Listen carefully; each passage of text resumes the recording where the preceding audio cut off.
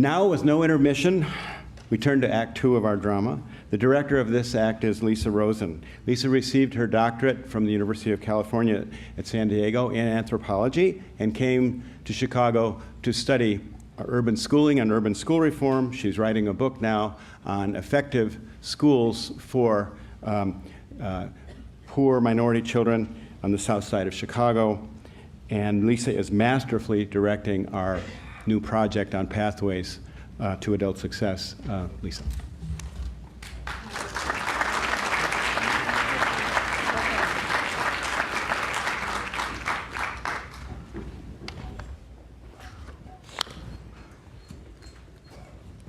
We are very fortunate to have with us today a panel of 4 distinguished experts representing an equal mix of scholarly and practical perspectives.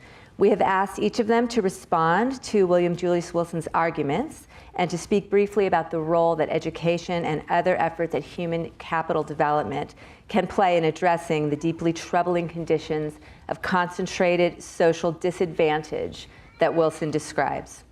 After each panelist presents his or her remarks, there will be some discussion among them that I'll facilitate with some questions for them, and a response from Professor Wilson, followed by what we hope will be a lively question and answer period.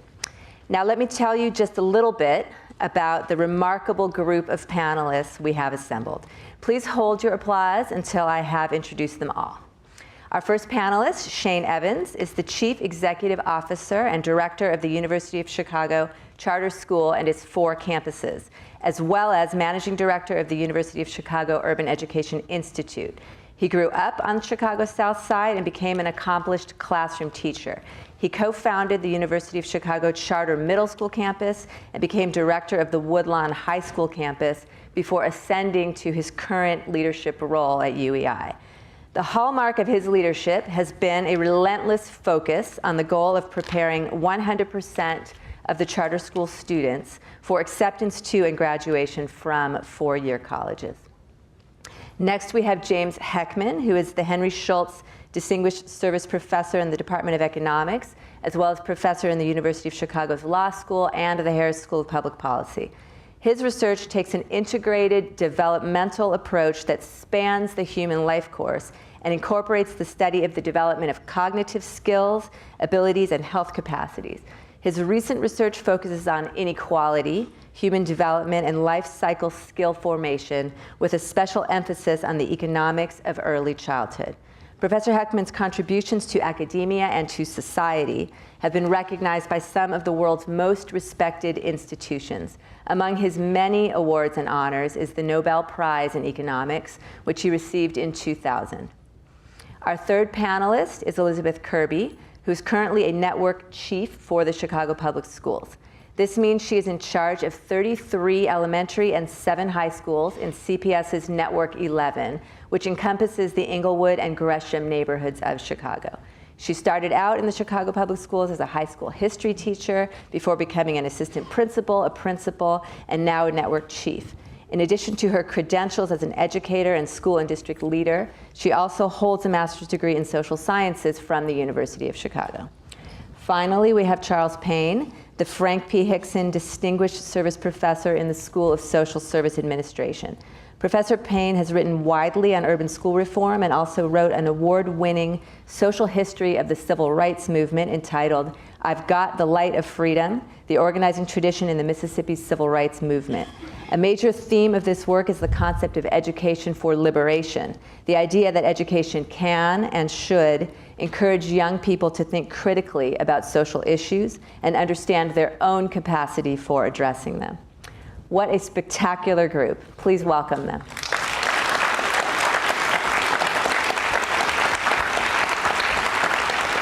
And now, Shane Evans will start off the conversation. Shane, you can sit or stand at the podium, whatever you like. I'm gonna stand. All right.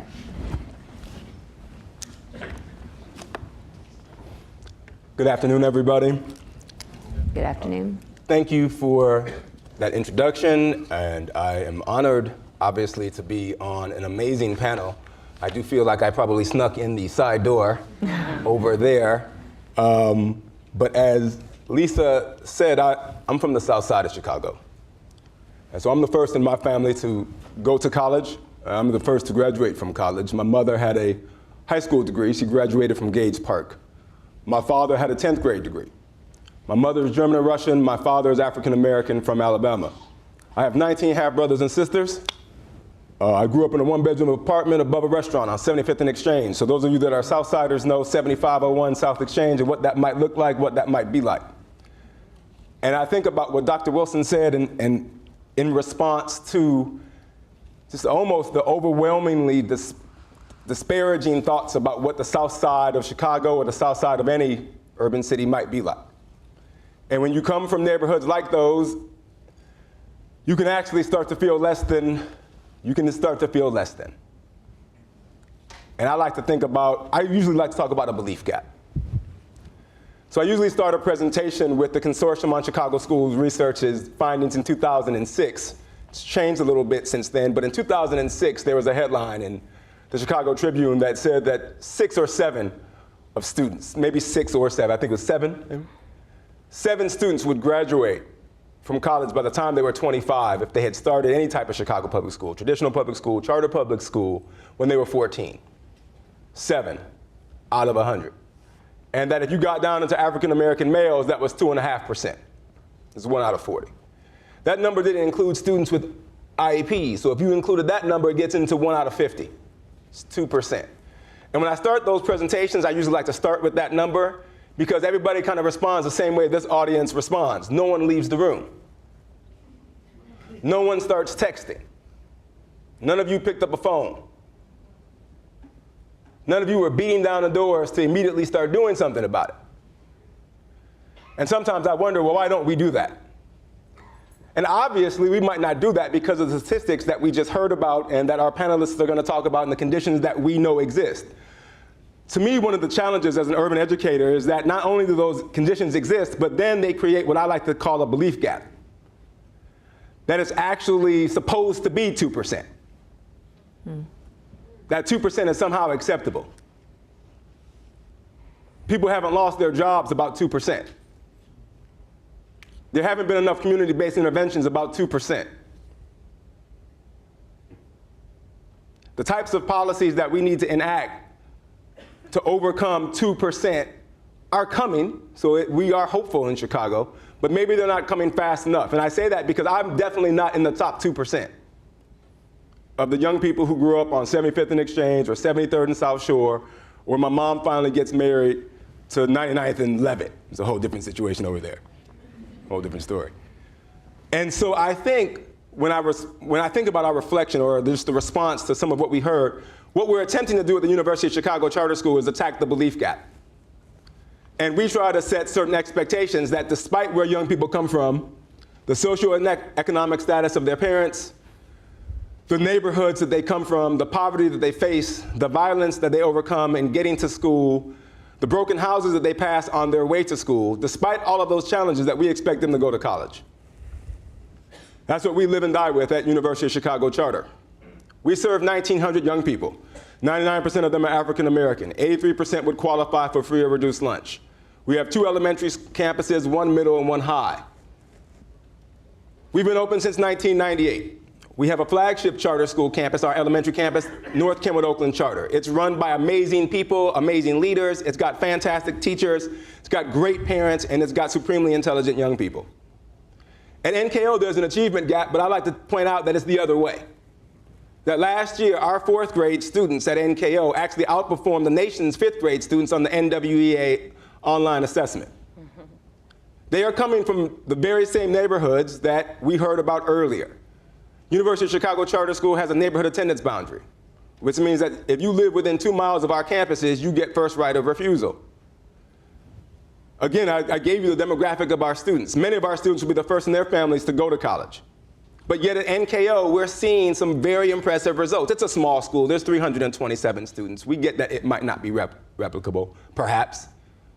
Maybe what we do there isn't as replicable. Perhaps maybe the per pupil that we're spending there for Chicago Public Schools isn't the same, but what we do have there is an expectation for our young people. We've got an expectation that they would do amazing things. And we teach and we support teachers, and we support parents, and we support students with the belief that they will eventually go to college. We have a high school campus, University of Chicago Charter School Woodlawn campus. It opened in 2006. 650 students. It's a 6th to 12th grade campus. We've had 5 graduating high school classes there. 98, 96, 100, 100, and 100% of those students have been accepted to college. More importantly than the acceptance to college is that nearly 80% of our students enroll in college. More important than the 80% of our students enrolling in college is that we're the #1, at least currently, based on 2011 results. We're the #1 non-selective high school in the city of Chicago for college persistence, meaning the metric that follows how many students enroll in college their freshman year and then re-enroll their sophomore year. We see anywhere from 65 to 70% of our students persist in college despite the challenges that they face. We believe, though that number is not high enough, we still are struggling within all 4 of our campuses to get other results that we want to be as high as some of these results. We believe that we've been able to overcome some of these obstacles and support our young people to be successful because we have a belief in their ability. That when we set the proper expectations for students, have the necessary supports, have rigorous instruction throughout the day, have an extended school day, and create a belief in them that they can overcome the obstacles that they currently face, that they will face when they eventually get to college, that they are better suited and better prepared to be successful in college and then beyond. Because I would close with the fact that what we're really after at University of Chicago Charter School isn't even college. It's actually to develop critical thinkers and leaders from the South Side, from the very neighborhoods that we've just heard about. Because as America moves forward, if America is going to actually solve this problem, I believe that it's going to need to leverage the expertise, the intelligence, the capacity of the people who actually come from that problem, who actually come from those conditions, who have been underutilized, undersupported, quite frankly, undereducated for some time. And so that is our mission. It is obviously challenging, and we look forward to going after it every day. Thank you for your time, and appreciate this forum. Thank you. Jim Heckman. Thank you, Shane.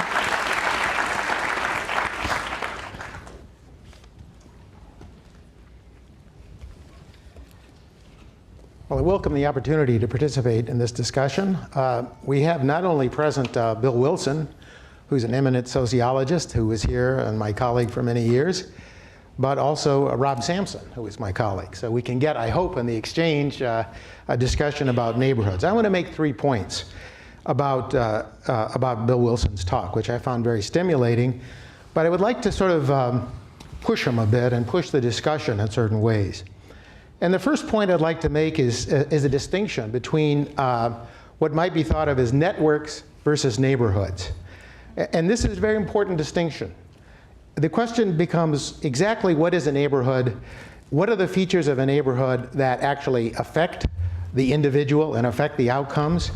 And that's really critical because when we think about what effective interventions are, we really need to know what specifically we would do in neighborhoods. Now, I think this, the notion of a neighborhood, if you look at Bill Wilson's book and you look at a lot of books that have followed, that we see features of things like role models, safety, public social efficacy, the quality of schools, and various kinds of notions of social integration. And each of these is a separate component. So when you think of disaggregating this and thinking about what features are most important about neighborhoods and what features are important about networks. And part of the reason why I mentioned this network versus neighborhood distinction is that if you look at the MTO data, which is somewhat controversial, there's a big literature going on and people have looked at it. Rob Sampson contributed to it. Another former colleague, Doug Massey, discussed it, and Jens Ludwig here at the University of Chicago is working actively on it. The finding that neighborhoods, relocating individuals from a neighborhood to another neighborhood, doesn't have too much of an effect on economic outcomes may in fact be what Bill Wilson was talking about.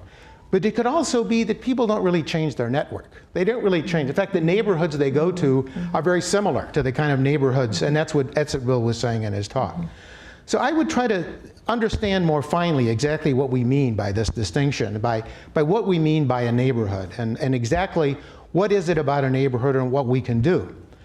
And that takes me to my second point, which is this notion about where we would target and what the effects are of neighborhoods or adverse environments, I would say more generally. And I think, and Bill refers to this, and the literature refers to this, and I gather there's quite a more active literature than I really have fully digested. But I would emphasize what I would call the life cycle focus. And I think it's very important. I mean, Bill talked about Sharkey's work, about the fact that early life conditions have huge effects.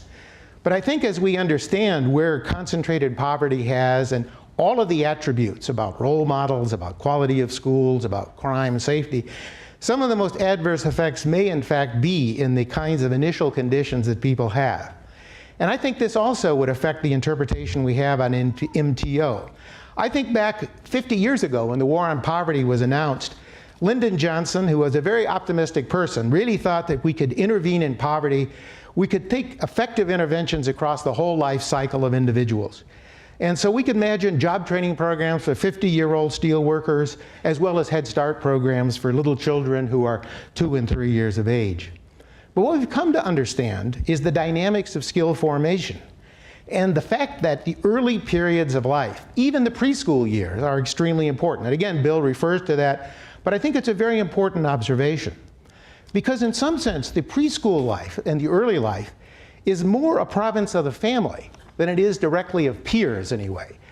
How the family interacts with a larger neighborhood or the network, if you want to call it that, is really critical, and I think it's important to think in those terms. But I also think that we should understand that at least when we think about peer effects, which typically we think of, at least some people when they talk about neighborhood effects, those typically will be more important at later stages in the life cycle, probably adolescent years. In the early years, the parents, the family life plays a huge role. And we know that from studies even of the inner city neighborhoods in Chicago.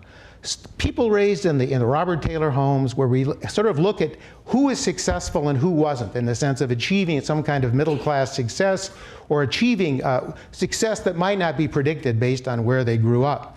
That you saw conscientiousness on the part of the mother, you saw basically a home environment that was very protective, and a network. And I say a network which is not just of individuals, parents, but also the larger family that turns out to be very important. So I would throw that out on the table. And then the third point I would make would be this distinction between the individual versus the neighborhood. I think the targeting, if we really think about effective targeting of neighborhoods, we would say, or of networks, we would say, where would we be affecting the lives of individuals? I mean, it's the network. It's not like there's a sharp dichotomy between the network or the neighborhood and the individual. We would ask, how can we supply and build the skills that we know are so important, the social and emotional skills, the cognitive skills, where gaps open up long before kids open, and we know that effective early interventions in disadvantaged neighborhoods disadvantaged families within neighborhoods have huge effects. And what they do have an effect on is on parenting. So I would call that an individual intervention, and it could be targeted. It's targeted towards neighborhoods which are problematic families. But I think in particular, I think we don't want to make this distinction between the individual and the neighborhood or the individual and the network too sharp, I think, when we go forward. So let me just make a concluding statement, since I have to conclude, and that is the statement, well, for the moment, but I think it's very important that I think we clarify these ideas, because in the end, important public policy decisions will be made on that basis. And exactly what policies are effective. There are, I don't know whether you want to call the Perry Preschool program or Enriched Head Start or some of the community programs in Chicago programs that are individual or neighborhood targeted. It's certainly true that there are individuals and in neighborhoods that tend to be more likely targets, where the programs are more effectively targeted. But I think we want to understand both the dynamics of the life cycle and to understand this distinction and the relationship between the individual and this network and the neighborhood to really devise effective policy. So thank you very much for your attention. Thank you, Professor Heckman.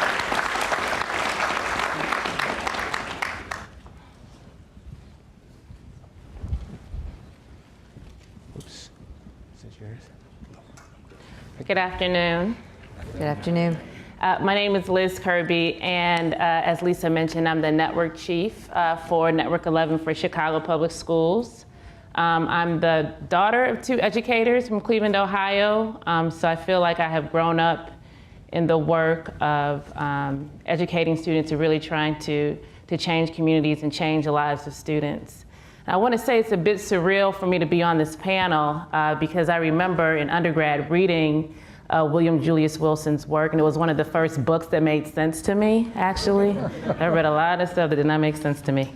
But I really connected to it, and I found myself, even in this role now, returning to that research and returning to those philosophies to really help me in my decision making and help me in my work with school leaders. And so this to me is a great experience. As a practitioner, I know Shane knows this, we rarely have time to stop and think and read because we're always doing. But we have a great facilitator in Lisa Rosen who made sure that we were very prepared. I had a homework assignment for this panel. It has been a long time since I've done that, but it really has been great. I want to address, I'm going to come from the perspective of what schools can do to address these issues of concentrated poverty, because it certainly does seem insurmountable when you consider the huge challenges. You know, it's been interesting. I was a principal of Kenwood Academy. I was at Kenwood for a really long time. So going from Hyde Park to Inglewood, day one was eye-opening. Like, the first thing I noticed was there was nothing to eat. You could not find a place to eat. And everything went from there. So the isolation, you feel it immediately. And it wasn't, not only is the community isolated, the families, the students, the teachers are isolated in their practice. The leadership was isolated as well. So it really actually, all of that really does affect that belief gap. It's not only a belief gap with students, you know, both teachers and leaders start feeling a belief gap in themselves. So it has a huge, huge impact. But I am hopeful because I have seen change happen in high schools. And really the biggest change that I've seen started with the research here at the University of Chicago with Melissa Roderick and Elaine Allensworth. High schools, as many of you probably know, it's probably the hardest institution to change. As a teacher, I understood and experienced that. As a principal, I understood and experienced that. But when the research came out about the on-track metric for high school, and by on-track I mean students in 9th grade, the number of credits that they accumulate, and the impact that that has on graduation, coupled with a commitment by the district to measure schools on moving that metric, it started to change practice. Because, you know, for a long time, you know, folks believe, you know, high school, this is your make it or break it. This is where you really see who can go to college, who won't. And in some ways, you could argue that high schools were organized intentionally for that purpose, to make sure that the students who did get to college are the ones who were really prepared. So the on-track work really forced schools to look very closely at who was teaching freshmen, what was being taught, the types of supports that students had. And it really did start to change, not only actually what was happening in the 9th grade, but actually grades 9 through 12, the types of experiences and the intentional work around the social, emotional needs of students and the need to develop soft skills in students that was happening. So, you know, recently the mayor and the CEO announced graduation rates, which are the highest that they have ever been. And it did not surprise me given the work that schools have been doing on track. So I know accountability can be really controversial, but accountability has really changed students' lives in Chicago. And it started here with the work of researchers and at the University of Chicago. It has been really, really powerful. And given that, when we look at the performance policy for Chicago Public Schools, there are things now that schools have to really pay attention to, which we hope will also change practice. So for example, and this is a performance policy that was approved, 2 minutes, really? Wow, okay, I'm gonna go fast. I'll talk about one thing then. College enrollment and the accumulation of college and career credit. So now high schools are measured by the percentage of kids that graduate and enroll, and the percentage of kids that earn early college credit, but also career certification. So now you have schools who have an incentive to look for opportunities for their students. Now you have schools that are now paying attention to, where do my kids go after they finish high school? What are the best schools for them to go to? What types of supports do they still need? So in the past, when we got to June, seniors, nobody really paid attention to seniors. It was really just about the prom and graduation. But now schools are really having focused conversations with kids. Where are you going to school? Is it the right fit? You need to come back over the summer. I need to see you next year. I need to make sure that you have shown up, because they are accountable for that. So we are really hopeful that the same work that happened with On Track will also mean life changes for kids as it relates to college access and access to strong careers. And there's a lot of other great things happening in the district. IB high schools, early college high schools, STEM high schools. But I think if we're really going to truly impact this issue, we have to continue to have out-of-the-box thinking. So we see things like in Inglewood, there's an organization that's called Embark. They just started this year. They're doing work around taking kids out of their neighborhood experiences and exposing them very intentionally to opportunities in the city as it relates to culture, arts, career, college, but really making sure kids see something different than their neighborhoods, while also recognizing the power and the promise within their neighborhoods and developing those leadership skills. And I know at Kenwood Academy, it was really the students that initiated a lot of the change, which helped us increase our college enrollment rate. So we have some really strong mentoring groups that actually, I don't think the kids understand what they're doing.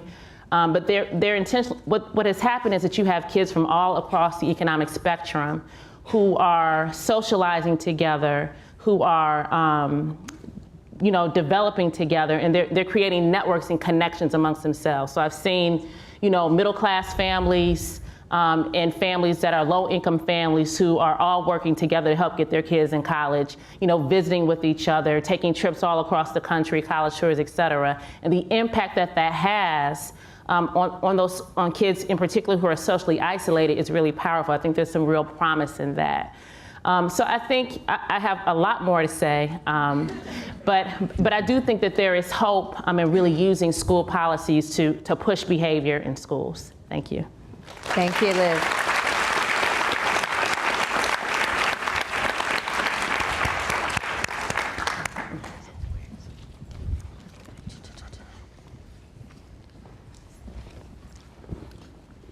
After that group, I could just say ditto, right? Being a professor, I'm going to take 7 minutes to say ditto. It occurs to me, I think I'm the 5th person to speak. Next week, it will be the 60th anniversary of Brown v. Board. None of us have spoken of this problem in a way that envisions the possibility of there not being ghettos in this country, right? Mm-hmm. What was a taken for granted vision 60 years ago is it's gone from our consciousness now, right? And I'm going to be just like everyone else, right? I'm going to try to say something, and I think I too can say something about where we can see hope for pushing against the effects of concentrated poverty, but at a national level. And then I want to do a kind of a Chicago thing and think about this as best I can from the viewpoint of a community organizer. And I think that when I scan what is going on across the country, looking for the best evidences of good practice, I think right now we can say we have pretty good evidence that the best organized, best resources, schools or school systems, right, can do a great deal to change the life chances of children coming from impacted neighborhoods, and they can do it at considerable scale now, which I don't think I could have said that even 10 years ago. Proficiency on the National Assessment of Educational Progress is considered a high bar. In 2013, among low-income students at the 4th grade level in reading, the percent reaching proficiency ranged from a high of 32 in Charlotte to a low of 3 in Detroit. Of the 21 urban districts on which we have this kind of data, 8 of those districts now either match or exceed the national average, right? Now, I'm perfectly well aware that school differences don't have to be school effects, right? There are lots of things can be going on there, but it is frankly very difficult to believe that a part of what is going on can't be attributed to what schools are doing. We have other kinds of evidence in which we can be pretty confident that the outcomes we're seeing, again, at scale, are outcomes which are associated with particular school-based interventions. NBRC has done a random assignment evaluation of New York City's small high schools of choice, of which they now have 120, and concluded that they improved graduation rates about 10%, and that's across virtually all demographic subgroups. At the same time, they're improving college readiness rates. UCW at scale, if you will, Shane. The Everyone Graduates Center at Johns Hopkins just announced this month that for the first time the nation has crossed the 80% high school graduation rate threshold. Since 2006, high school graduation is up 15% for Hispanics, 9% for African Americans. And let me note again, Shane and Liz have already said this, right? That the research and the tools developed here by the Consortium Chicago School Research are nationally a key part of what are driving some of these changes. New Jersey, and it's the 45,000 children that it has in the expanded preschool for urban children, has found that achievement gaps by race and class are reduced 10 to 40% depending on the dosage of preschools that kids get. And I just got an email this morning saying that there was a new study coming out of New Jersey which says that both the social, emotional, and the academic gains of kids coming out of these programs are now persisting through the early grades in New Jersey schools. Montgomery County, Maryland, over a 7-year period, nearly tripled the number of African American and Hispanic students getting a passing grade on an AP exam. Over a somewhat longer period, they have increased by a factor of 5 the proportion of the Black and Hispanic graduates who graduate from college, which is their system metric as well. There are places where there is meaningful, large-scale change, not just test score change. And right now, with all kinds with very incomplete evidence, to me, many of these, as Shane and Liz both suggested, seem to be stories about early intervention, rigorous instruction, strong student-teacher relationship, differentiated resources, some kids getting more than others based on their need, and ideally all of this in a context of organizational improvement. There are plenty of problems with these districts. There are plenty of problems with these initiatives, right? But there are places that we can point to in this country right now where we can say at some scale, right, people are beginning to counter the impact of concentrated poverty. Now, do we as a nation have the capacity to build on the best possibilities? That's a whole nother panel, right? That's a very complicated question. To take a different tack, different way into the question, suppose we ask the question, what do we know about the capacity of the communities we are talking about to analyze their own situation, right? And to act on that. You know, once we would have said, what do we know about their capacity to generate social critique?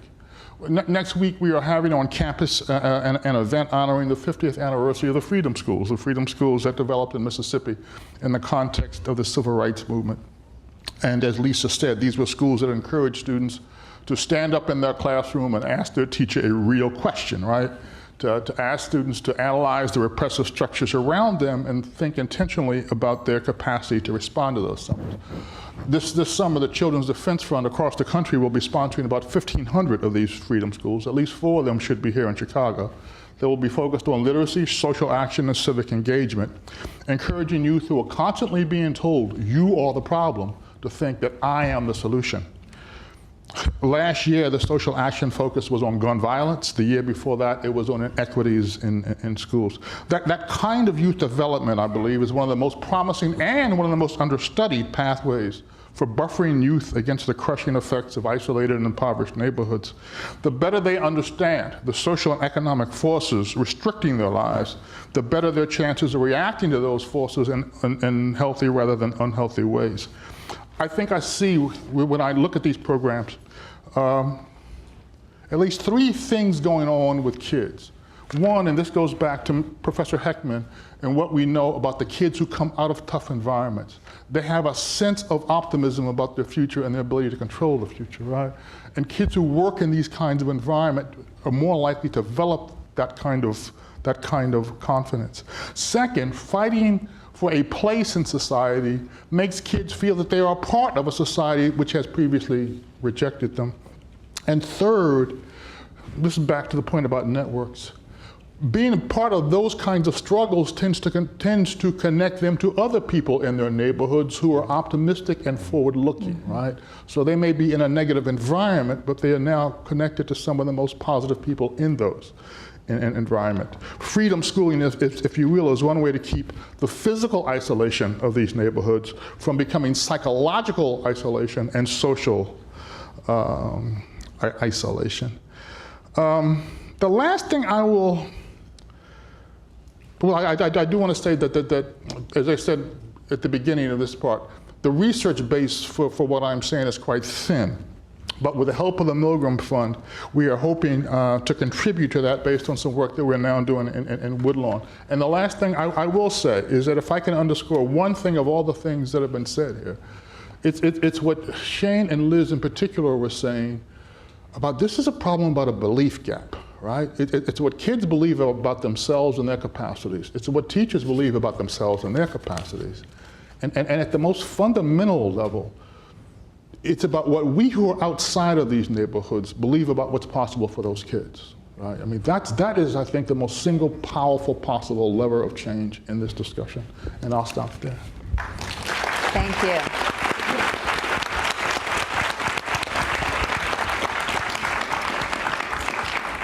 So at this point in the conversation, we have for about 10 minutes, we're going to have a little conversation among ourselves with the panelists, and then we'll invite Professor Wilson to come up and take my seat and respond, and then we'll open it up for question and answers from the audience.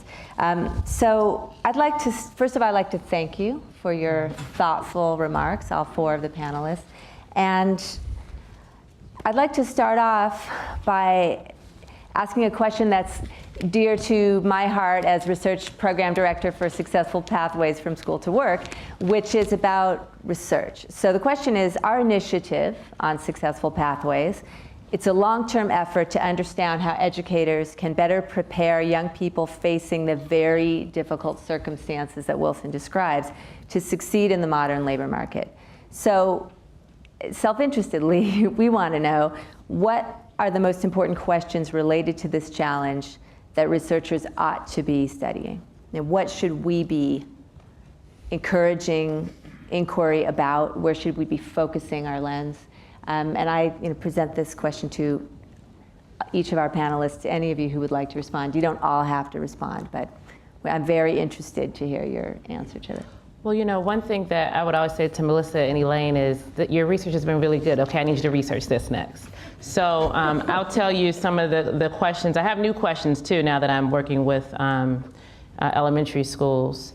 But one challenge that we have in the country really is we know that, especially with the Common Core state standards that will be implemented soon, we're going to have many students that are not at grade level. And schools are looking for really strong, powerful, and effective intervention programs that will help kids catch up.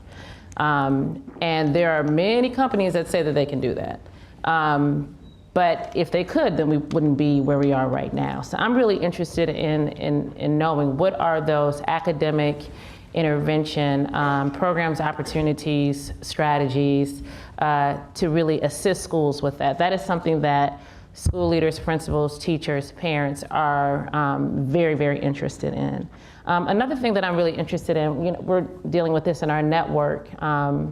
What is the role of mentorship as relates to helping students in the process of developing strong social-emotional skills as well? So there are quite a few programs out there that do mentorship, but it takes a lot of different forms. And I'm in the process right now of looking for strong mentoring programs to go into some elementary schools to help kids who we see even at kindergarten who will need some additional support. Number one, there aren't a bunch out there. Number two, it's not clear what the strong ones are. So those are just some research questions that would really directly and immediately help me in my work. Mm-hmm. Would others like to comment? Yeah, Professor. I guess I would focus on a couple of issues that would be moving the discussion just beyond schools. Even though I know that schools have been a theme, that we understand this notion about beliefs that Charles was talking about. I think it's very important. And we ask the question exactly, how do we create these kinds of how do people develop their identity, their conceptions of themselves, not only the students themselves, the children themselves, but the teachers. There is research, but that's very much an area which we don't fully understand, how people develop these beliefs and how they can be changed. And again, in terms of the intervention, exactly what would be an effective notion about belief. So I would really actively suggest, though, we take a very strong view that goes beyond the traditional academic focus.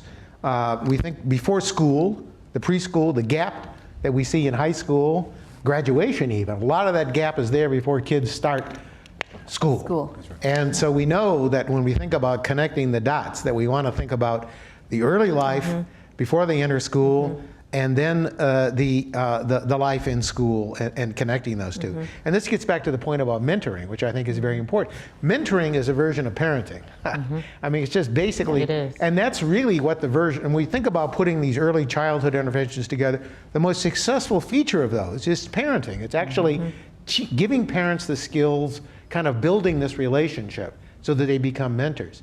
There are successful mentoring programs. I agree, we have a lot to learn. But I think we understand that that involves a relationship.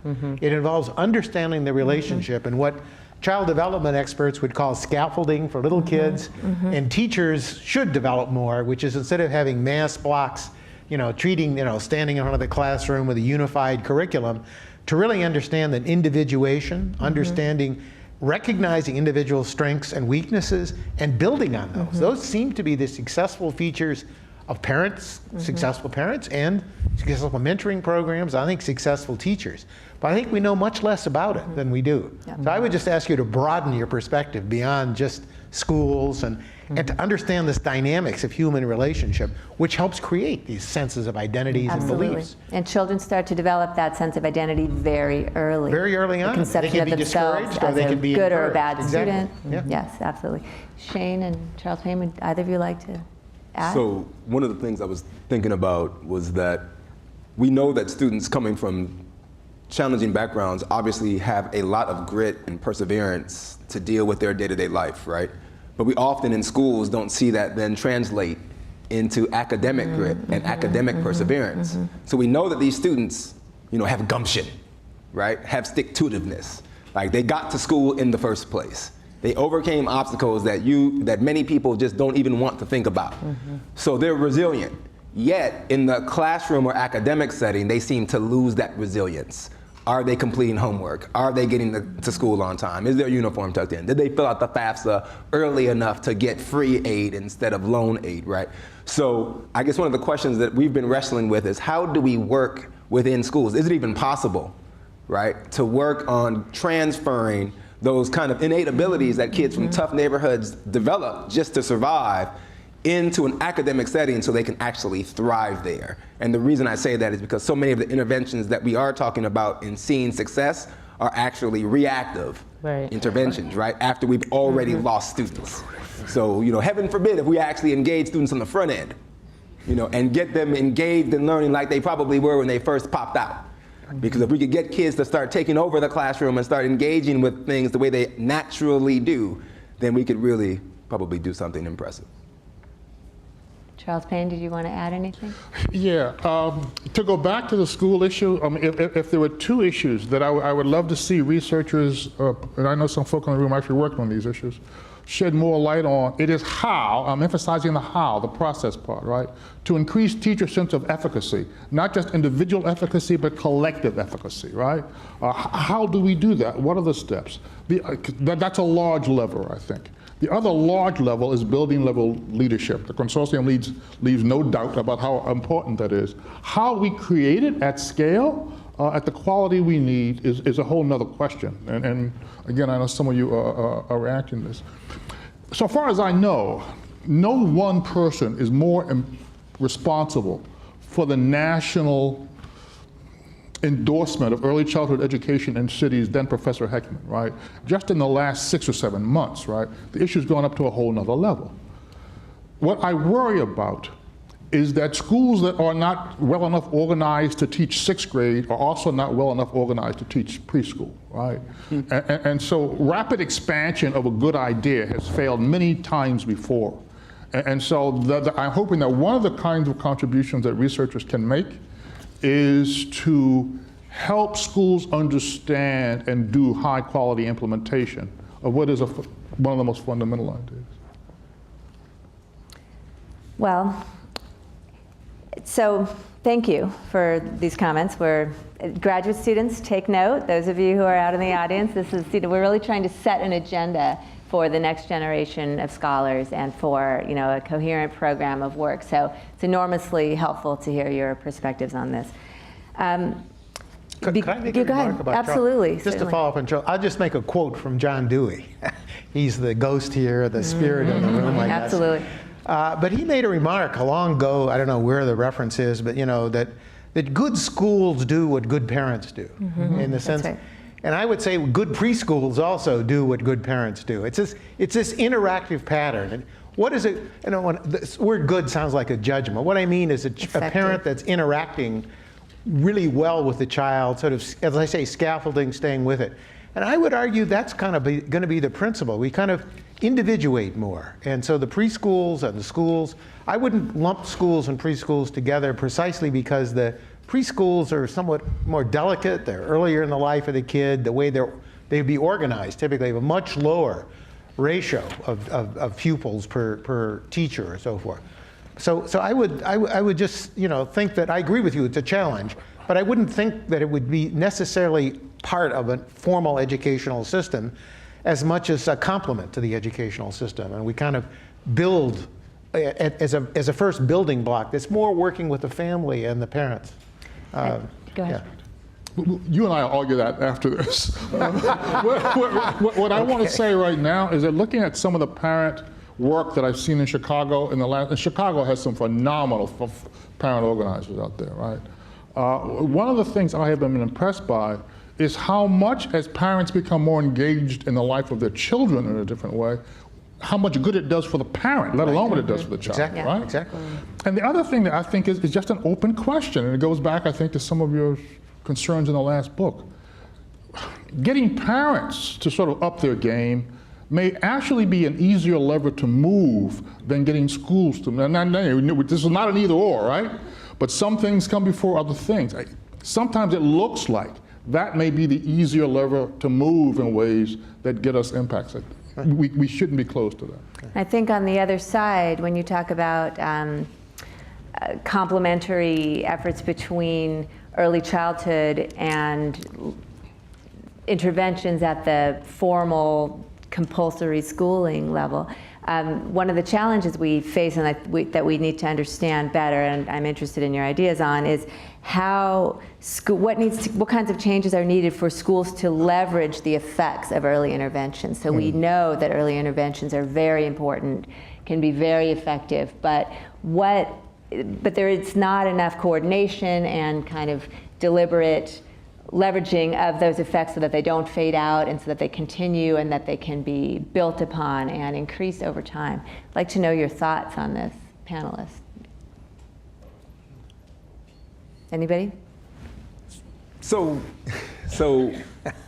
one attempt that we've tried at University of Chicago Charter School is that we offer full day pre-K at both of our elementary campuses, which is actually not paid for through federal dollars completely. We take our own philanthropic dollars as well as get a state grant to pay for this. But we have 80 seats, 60 at our Donahue campus, 20 at our NKO campus, a full day pre-K.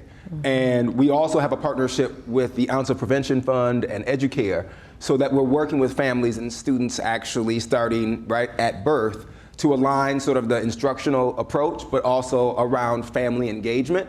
And at the same time, we hope at least, where this partnership is new, that we can then support that partnership so those students and families, as they transition through both our elementaries, our middle, and then our secondary campus, that we see the effects of that and the impact of that we were supporting students at a very early age to get them academically ready for school, but we're also engaging parents at higher levels so that they know how to support their students throughout the process. Mm-hmm.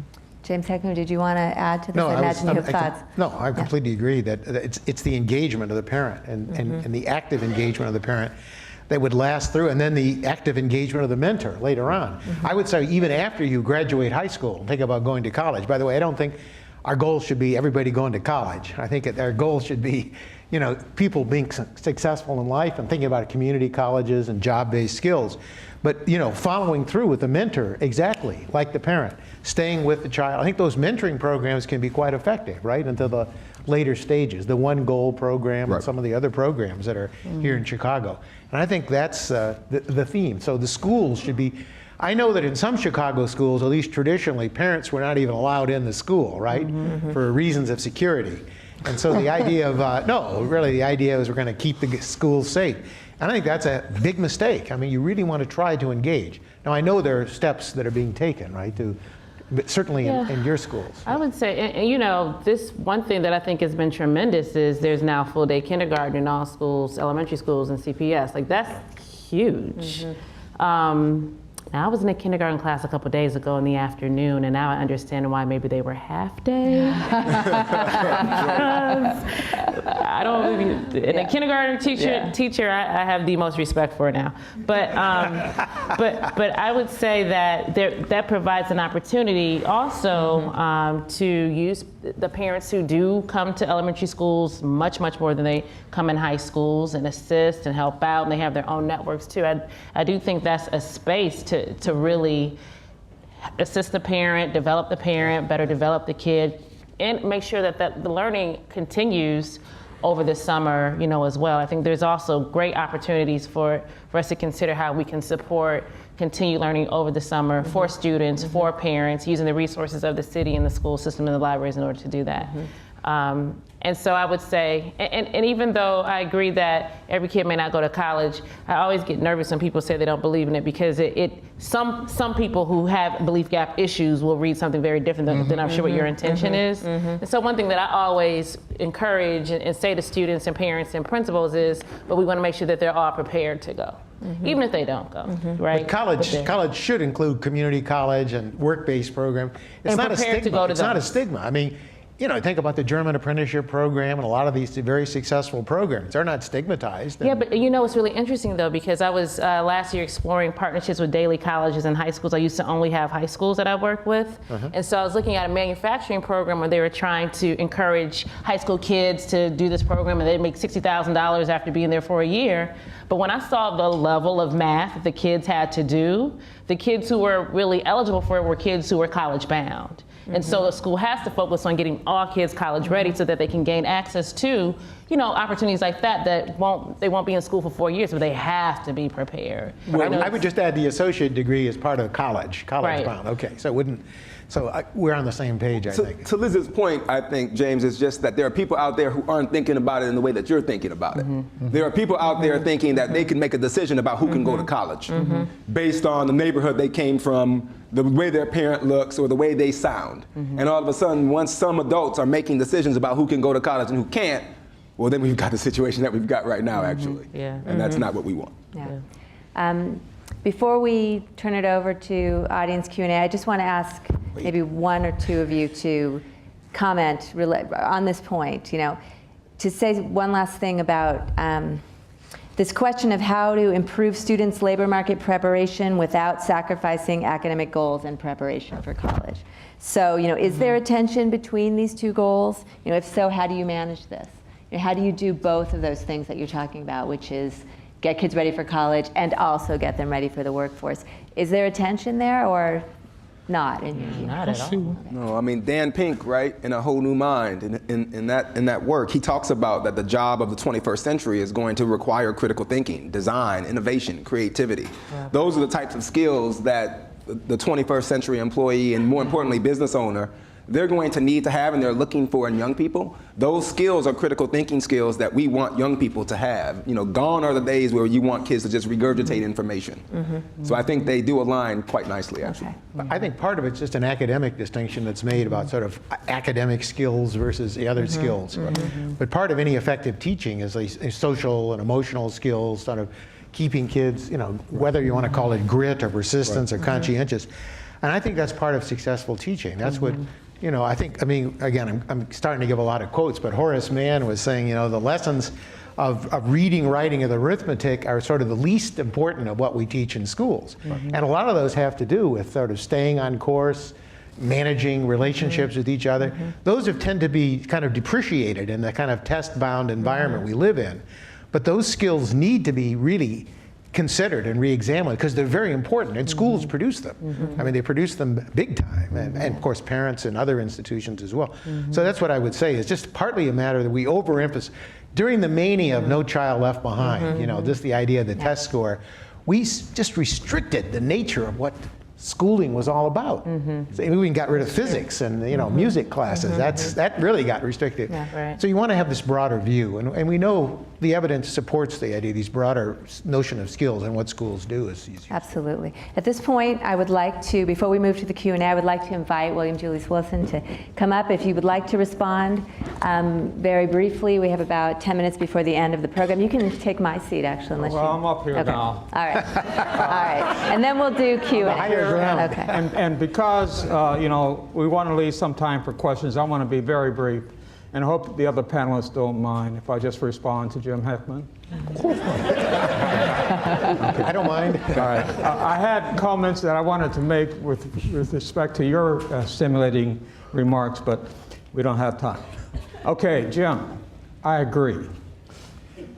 That's great. You are being short. Very brief. That we need to make a distinction between networks and neighborhoods. But in making this distinction, it is absolutely critical that we have an explicit theory that explains social interaction, whether it be networks or neighborhoods, or networks within neighborhoods. And that's why I highlighted Rob Sampson's book, because he makes that distinction. He talks about networks, but the guy here who really focuses on networks is sitting right here in the front row. Mario Small talks about the importance of networks and neighborhoods. And Mario, I did talk about your research because they limit me to 30 minutes, all right? So I agree.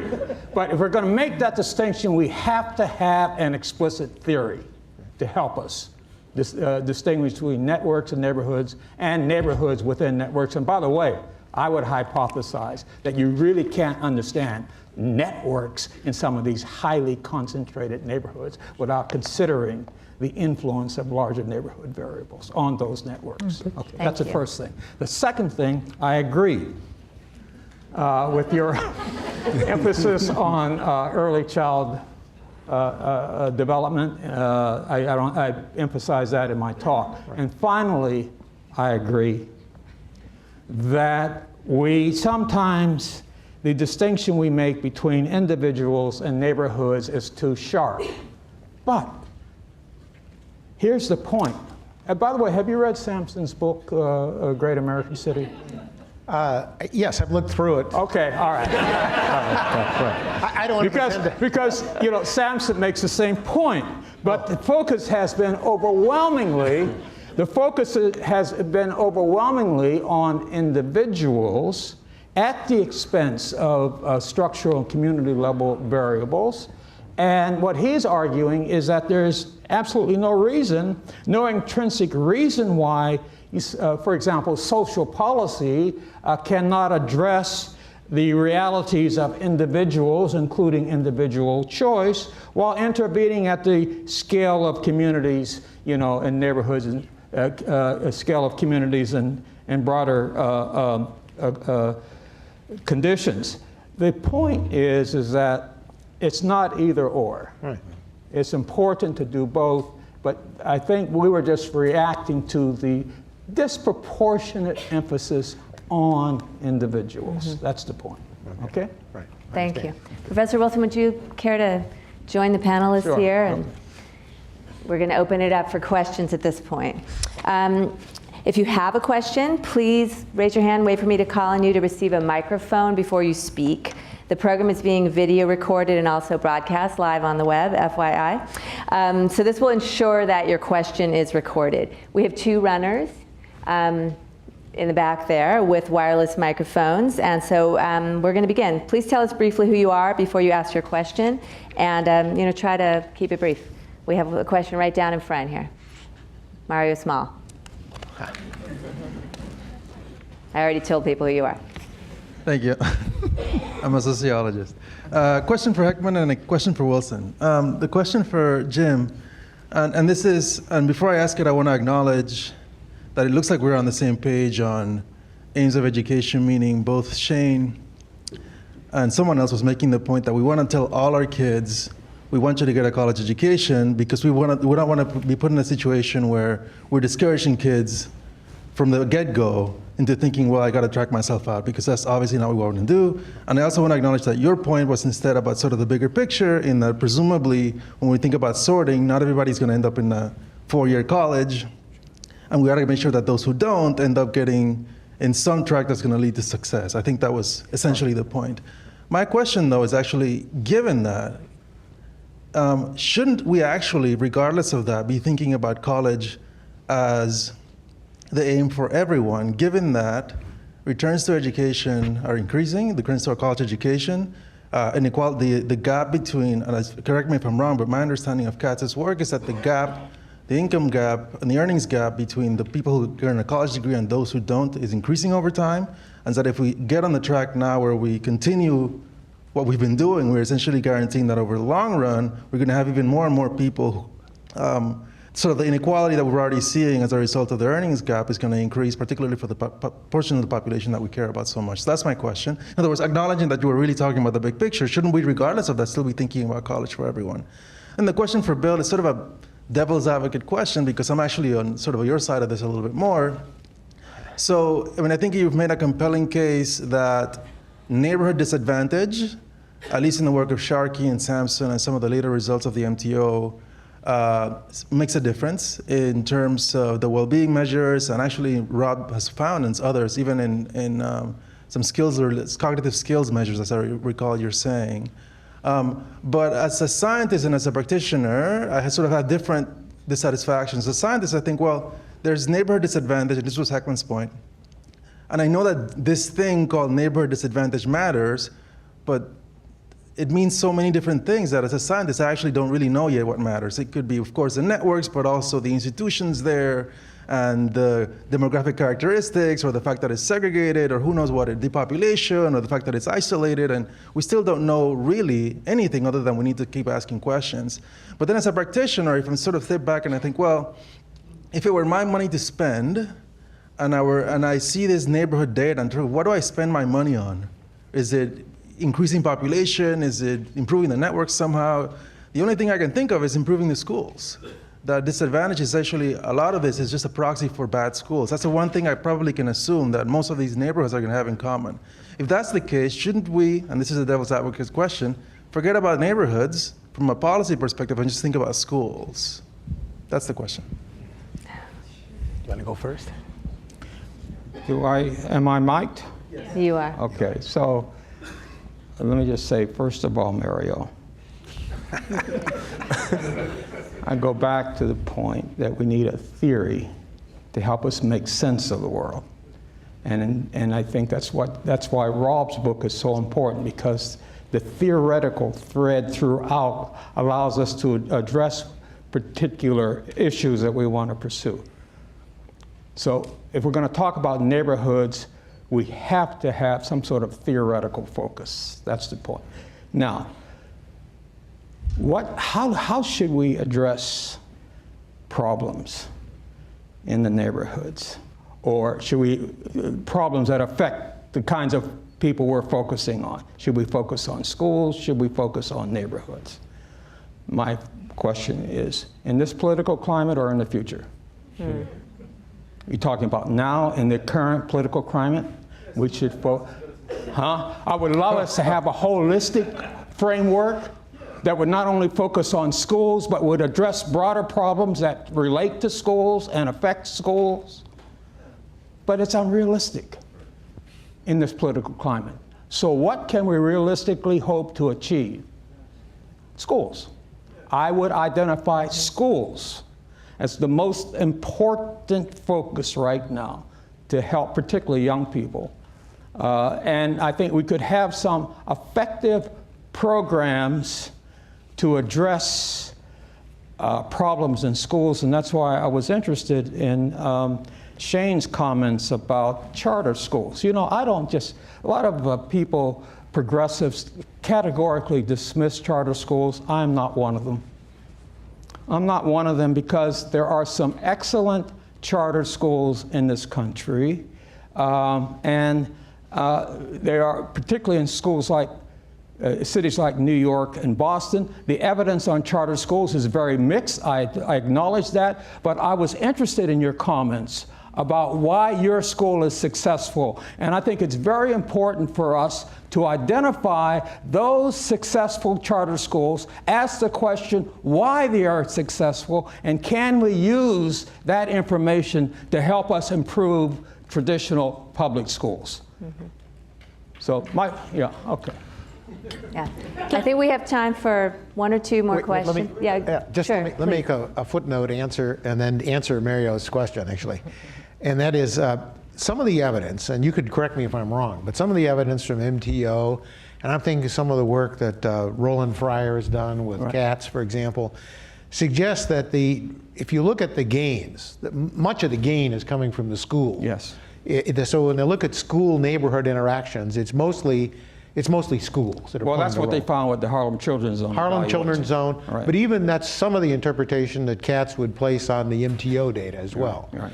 So, I mean, there is a body of evidence pointing at it. But to get to your question, community colleges is a return to college. So the real question is, you look at who's benefiting the most. The people who are most hurt in the current labor market are those high school dropouts. You know, graduating high school is still a major achievement, and it's still changing a lot of life outcomes. And there still are economic benefits that come from two-year colleges. In fact, very substantial, a two-year, like a nursing degree and so forth. So when you disaggregate it, it's not, I don't think it's stigmatizing. I think it is a policy of really enhancing opportunity to open the doors to community colleges and create occupations. It's not a statement that, I know when I was in high school, you know, vocational education was kind of a stigmatizing, you know, only the dummies went in there and so forth. I think actually that's changed. I think what you need to understand is that the skill-based requirements of American industry have changed in a way that the associate's degree is very, very powerful. I mean, that's not just American industry, it's true in China, it's true in many countries around the world. So I would argue that it is an inequality reducing strategy to think about the associate degree. In the interest of allowing another question, do you really want to respond, Charles? Go ahead. Oh, Briefly? I'll be brief. Okay. In terms of what else in neighborhoods would be a sensible focus for public policy, I actually wanted Shane and Liz to comment on the question of whether or not, one, violence in neighborhoods is such a focus, and two, whether or not housing stability is such a reasonable focus. I'll just leave those as rhetorical questions, and as a rhetorical statement, I'll just say, as far as I have yet to find very much difference between what goes on in our best charter schools and what goes on in our best schools, period. That's right. I can't find out where that line goes. Yeah, well, I'm done. That's good. All right, we have a hand. We have Rob Sampson and Derek Neal. So maybe one and then the other. Rob and then Derek. Yeah, terrific panel. I just wanted to point out on the individual versus the community. I mean, I totally agree we don't want to sort of pit one against the other, but I think it's important to point out that a lot of policy analysts read into the truly disadvantaged the idea that we had to give up on poor neighborhoods, right? You had to move people out. That was an explicit policy intervention, and that's part of the point. I mean, what I really liked about Shane's comments is the fact that we're not giving up, for example, on the South Side. We didn't say, you know, you have to move, and I think that's critically important, even interventions in schools, for example. So I read into the Chicago project here that we've been hearing about the schools, an intervention in the way I think about it in communities. And I think that that's critically important, because if you just think about it individually and move people, then you have kind of a constant chessboard of moves. And for example, where did a lot of the poor go in Chicago? Well, they went to the south suburbs. And we have increasing poverty in many inner ring suburbs. So that actually leads to a question for the panel, and that is, I'm wondering how you think about what I really think of as the sort of second social transformation of the city. At least many cities whether it's San Francisco, New York, Boston, and as I went around Chicago a little bit today, which is very different from the Chicago of 10 years ago, it's clear that it's changing dramatically. And the data, for example, from the census nationally shows that the increase in poverty was greater outside the cities than it was in the cities. So that raises a whole host of questions. I mean, is education improvement? I've heard all these comparisons about cities, but if the composition is changing, then those comparisons are problematic. But what are we doing about suburban and even actually rural poverty? I mean, places like, I'm actually living right now in New York, for the semester, it's becoming the playground of the rich and famous in many areas. And so I think that kind of structural transformation of the city is very different than the era that we faced in the truly disadvantaged, which I think sets up a whole host of new challenges, which I really haven't heard much about. Well, can you let me, because I promised this is what I was going to say anyway. It's the same question. What I was going to say is I've been working in my part of the Milgram Project on tracing SES in the city, and it's very clear that what Rob said is true. And I think one of my first things to figure out is how much of the great progress in the CPS schools over the last 20 years comes from just getting better families in the city. Because the SES index changed dramatically from 1990 to now. And in terms of having two educated parents and better off families. So and that leads to a theory of neighborhoods. I believe you can't set this up as place-based policies versus people-based policies, because if you go to a neighborhood that is within 3 miles of a central business district and 1 mile of the type of beaches we have along the lakefront here, and you make it safe and you get rid of the violence and you make it a nice community to live in, if the individuals that live there don't have enough human capital to earn a nice living, if they can only get a $15 an hour job, they have to move. And I think one of the things we have to realize is that these things have to go together. If you do these programs like these anti-blight programs in Philadelphia and other cities that make the neighborhoods safer, that make them more appealing to places to live, but you don't give better economic opportunity and human capital to the families you're trying to help, they will end up in Robbins and Harvey and these other places, and they will not be helped in the way that you want to help them. And that's a theory called Ricardian rent price theory. There's only so much land near the central business district. If you make it really attractive and you don't give the capacity to earn a living to the people that are there, they will be displaced by the price mechanism. I think it's probably best. I don't know if it's Ricardian, but may I just note, though, that mixed income policies that are a mixture of individual and place-based are a way to tackle that problem. That's what's happening. Like just this week, de Blasio announced a huge intervention with regard to low-income housing within the very neighborhoods that are undergoing change. So Rob just answered. That's exactly what I was going to say. It's, you can provide vouchers for people, subsidies and so on to allow families to stay in these neighborhoods. You don't necessarily have to wait until they find a job. Look at the New Hope. What project is that? I'm trying to think of. But there are interventions that do exactly what you're talking about.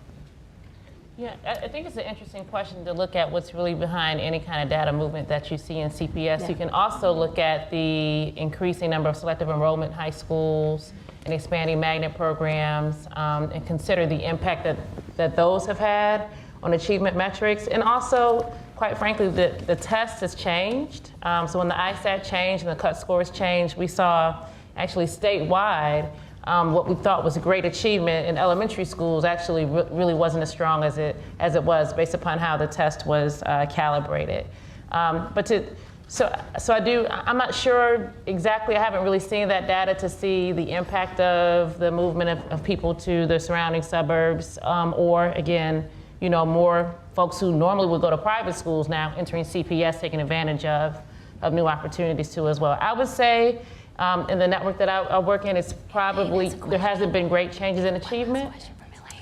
So because the housing stock is still pretty affordable, there haven't been as many people getting pushed out to the suburbs, and so the challenges remain. To the point about the violence that Charles raised, though, I would say in elementary schools we see more opportunity for engagement of communities and families. In high schools, both for neighborhood high schools and selective enrollment high schools and charter high schools, the neighborhood where a high school is situated often makes it really difficult for anyone to want to go there.